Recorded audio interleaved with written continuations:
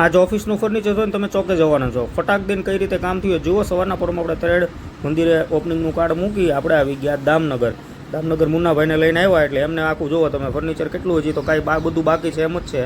મુન્નાભાઈ જોઈ લીધું ક્યાંથી ચાલુ કરવું, એટલે એની માટે સોડા લેવા આવી ગયો ને આપણે પી લીધી વિમટો. સોડા પીને તો હું જેવો આવ્યો ત્યાં તો મુન્નાભાઈ અડધું કામ પૂરું કરી નાખ્યું હતું. 1 કલાકની અંદર ફટાક દઈને ઉપરના બધા સીટું મારી દીધી અને પછી લાગી ગયા સાઈડની સીટુના કામે. પછી કે ભૂખ લાગે એટલે આપણે એની માટે આવી ગયા ઘૂઘરા લેવા માટે. ઘૂઘરા લઈને આવ્યો એટલી વારમાં એણે બાજુ સાઈડનું સીટુનું કામ ચાલુ કરી દીધું હતું અને કામ પૂરું થવામાં રાત્રિ થઈ ગઈ.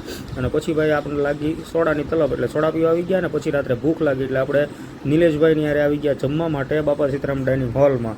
બાપા સીતારામ ડાઇનિંગ હોલમાં જમી અને મુન્નાભાઈને આપણે ઉતાર્યા ઓફિસે ફરીથી કામ માટે અને આપણે નીકળી ગયા કુમનાથ બેસવા માટે. રાત્રે આપણે પી લીધું બદામ શેક, પ્રગતિબેન સાથે હતા, રમાડતા બદામ શેક પી અને આપણે રાતે ઘરે આવ્યા તો 1-1:30 વાગે ભજીયા ખાધા કુંભણિયા.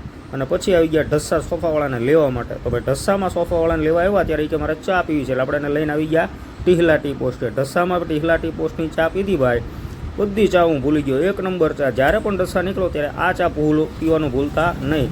તો કોમેન્ટ કરજો કેવો લાગ્યો આજનો